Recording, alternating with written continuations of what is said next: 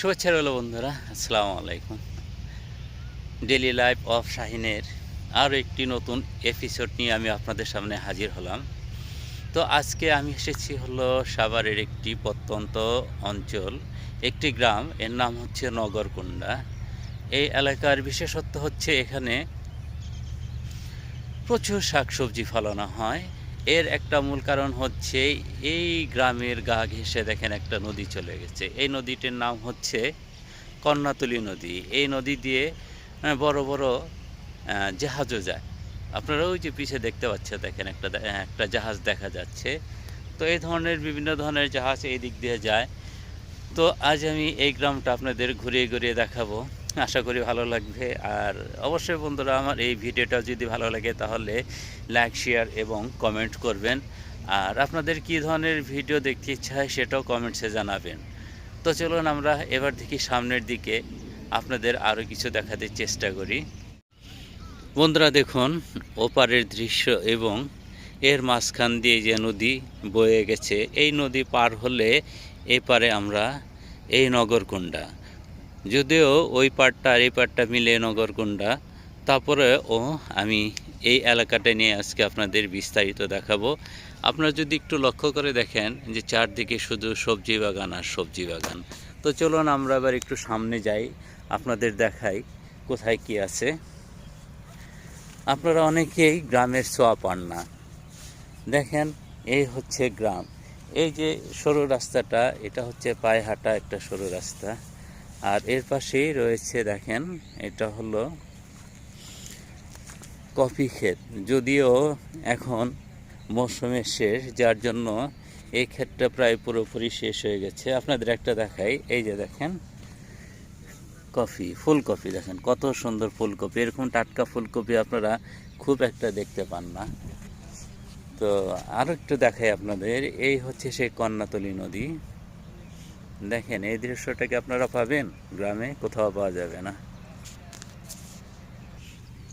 এখানে আপনাদের আরেকটা জিনিস দেখাবো, দেখেন একই সাথে একটা দুইটা, এই পারে একটা, এই যে দেখেন এই সাইডে একটা ফুলকপি, এই একটা দুইটা, আর এই সাইড থেকে আরেকটা দেখাই, তিনটা। এই তিনটা ফুলকপি এখানে একসাথে হয়েছে। এই ধরনের ফুলকপি আদতে দেখা যায় না। আর এই কপিটা দেখেন কত বড়। এই যে ফুলকপিটা দেখেন, আপনার দূর থেকে দেখাই, এই যে এখান থেকে শুরু হয়েছে এই পর্যন্ত। তো এই ধরনের কপি আসলে আমি কখনো দেখিনি যে এই ধরনের ফুলকপি পাওয়া যায়। তো আমার কাছে বেশ অবাকই লাগলো এগুলো দেখে। আর আমরা একটু সামনে যাব, যে আপনাদের এই যে গ্রামীণ পরিবেশ, এই যে শীতল ছায়া, এই সব কিছু আমি আপনাদের দেখাবো। আপনাদের যদি একটু দেখায়, দেখেন সূর্য এখন পশ্চিম থেকে ঢলে পড়ছে, কিছুক্ষণের মধ্যে এটা হয়তো ডুবে যাবে। তো এই ফাঁকে আমরা আরেকটু কিছু সময় এদিকে ঘুরবো, দেখবো এবং আপনাদের দেখাবো। চলুন আমরা আরেকটু সামনে যাই। এই যে দেখেন এখানে প্রকৃতির বেড়া, এই যে গাছগুলো আপনার কোথায় দেখছেন এগুলো আগে? এই গাছগুলো, এই গাছগুলোর যে কী নাম আমি জানি না। আপনারা যদি কেউ জানেন তাহলে অবশ্যই কমেন্টসে জানাবেন। আর আরেকটা জিনিস আমি আপনাদের দেখাই, এই যে গাছগুলো থেকে দেখেন এক ধরনের ফুল বা পাতা, আপনার যেইটা বলেন, দেখতে পাচ্ছেন কিনা আমি জানি না, অদ্ভুত একটা জিনিস, অনেকটা হাতের সুরের মতো। তো এইগুলো সম্বন্ধে যদি আপনাদের ধারণা থাকে, এই গাছগুলো সম্বন্ধে ধারণা থাকে, তাহলে অবশ্যই কমেন্টস করে জানাবেন।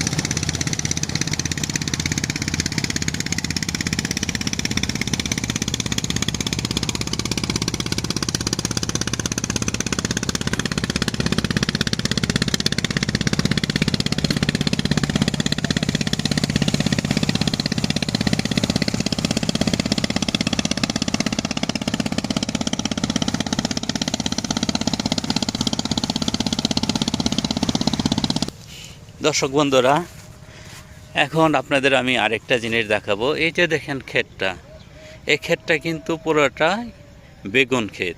এখানে অনেক বড় বড় বেগুন হয়েছে, আমি আপনাদের দেখাবো, দাঁড়ান একটু আমি দেখে নিই। এখানে বিশাল বিশাল এক একটা বেগুন হয়েছে, আপনাদের সুবিধা মতো আমি দেখাচ্ছি এক একটা। এই যে দেখেন, এইখানে যে বেগুনটা দেখেন, এইখান থেকে দেখায় আপনাদের কত বড় বেগুনটা, লক্ষ্য করেন, একদম ফ্রেশ।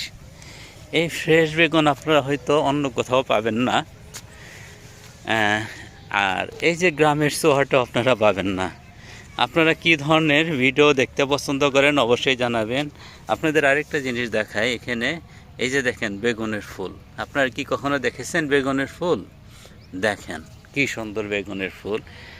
আর এই গ্রামের ঠিক পাশ দিয়ে দেখেন এই যে সূর্যটা আবার ডুবে যাচ্ছে। চলুন আমরা আরেকটু সামনে যাই। এই যে বেগুন ক্ষেত, এর ঠিক মাঝখান দিয়ে এই যে পায়ে হাঁটা সরু রাস্তা, এই রাস্তা ধরে আমরা যাব এবং যাওয়ার পথে আমরা যে গাছগুলো দেখাবো সেগুলো অবশ্যই আপনারা দেখবেন। এগুলো অনেক সুন্দর দৃশ্যগুলো দেখেন, এগুলো এই গ্রামের কৃষকরাই এখানে ফলিয়েছে এবং অসাধারণ, এই দৃশ্যগুলো হচ্ছে অসাধারণ। তো চলুন আমরা এবার একটু অন্যদিকে যাই।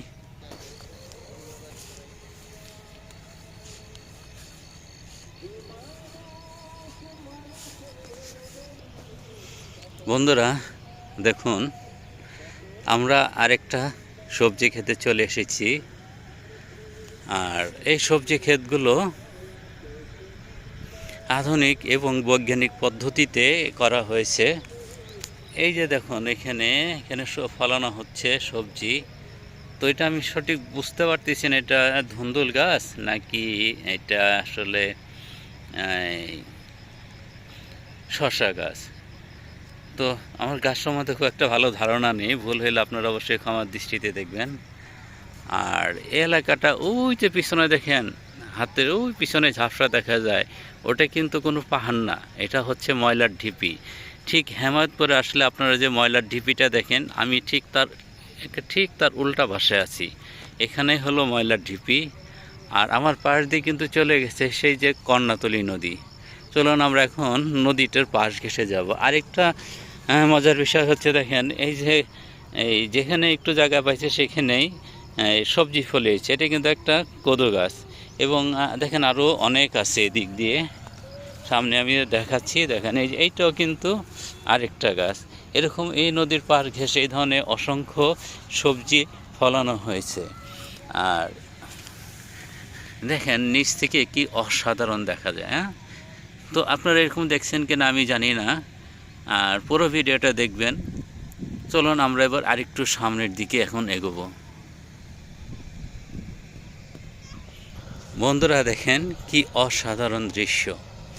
গ্রাম বাংলার এই ধরনের দৃশ্য কি আপনার আগে দেখেছেন? আমি জানি না আদৌ দেখেছেন কি না। অনেকে দেখে থাকবেন, আবার অনেকে দেখতে পাননি আমার ধারণা।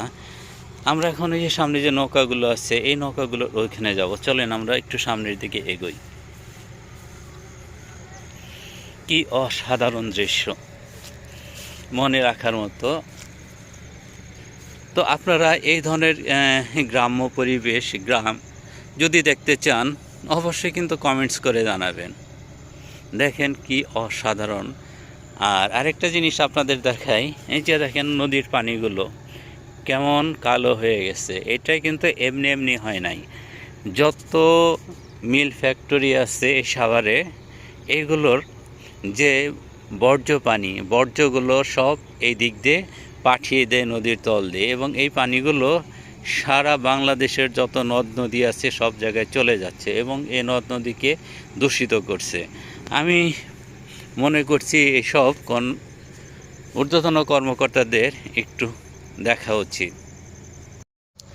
বন্ধুরা আমি আবারও আপনাদের সামনে আসলাম এই কারণে যে এই ধরনের দৃশ্য দেখানোর লোভ আমি আসলে সামলাতে পারলাম না, যার জন্য দেখেন কি অসাধারণ। এই যে দেখেন নৌকাগুলো, এখানে এই নৌকাগুলো কিভাবে সারি সারি এখানে সাজানো আছে, দেখলে অবশ্যই আপনাদের ভালো লাগবে।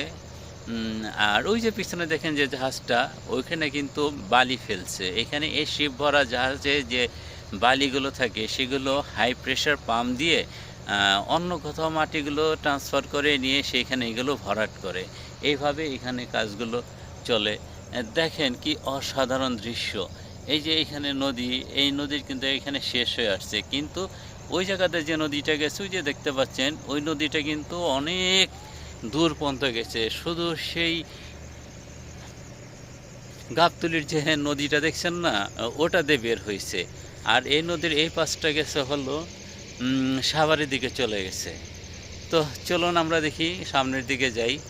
আর আরেকটা দেখেন কি অসাধারণ দৃশ্য দেখা যায় কিনা, এই যে এখানে সূর্যটা ডুবি এখান দিয়ে কিছুক্ষণের মধ্যে সূর্যটা ডুবে যাবে।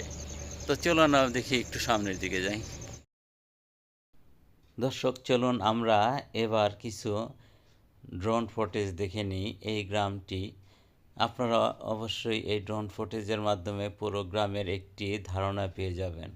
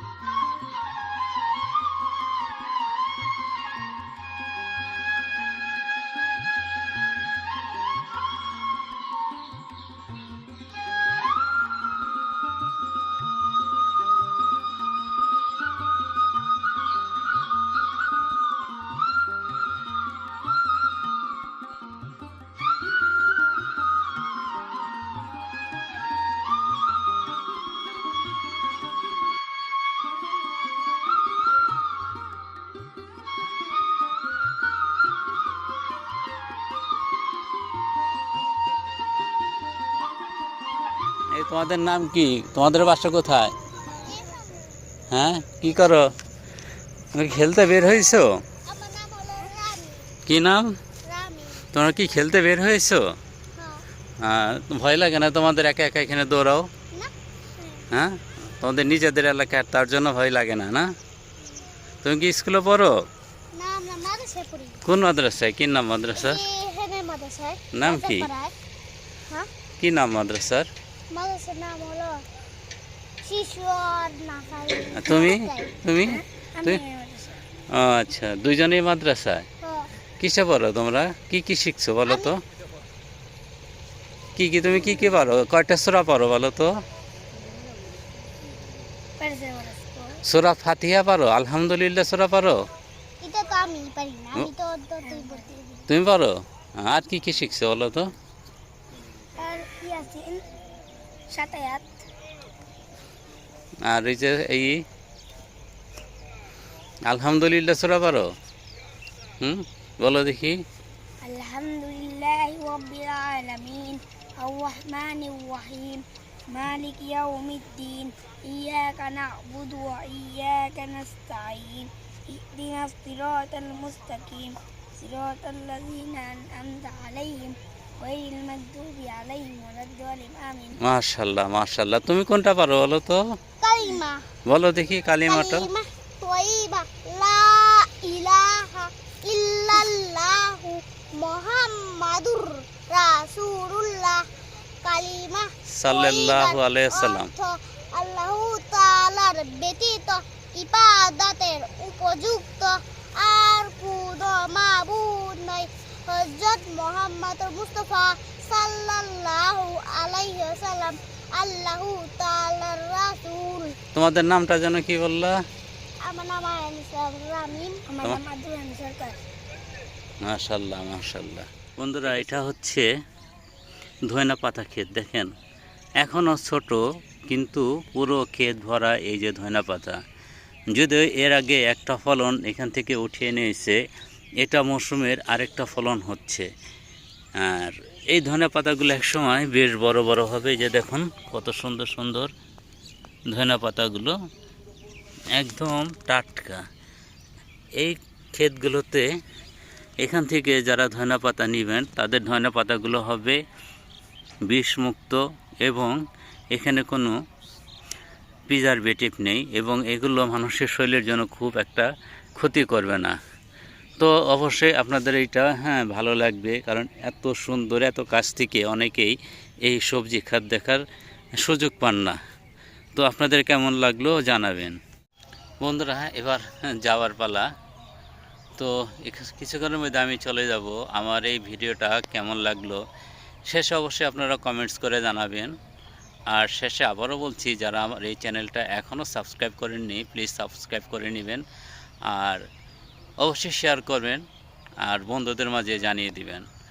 আজকের মতো এখানে শেষ। পরবর্তী ভিডিও দেখার আমন্ত্রণ জানিয়ে শেষ করছি। ভালো থাকবেন, সুস্থ থাকবেন। আল্লাহ হাফেজ।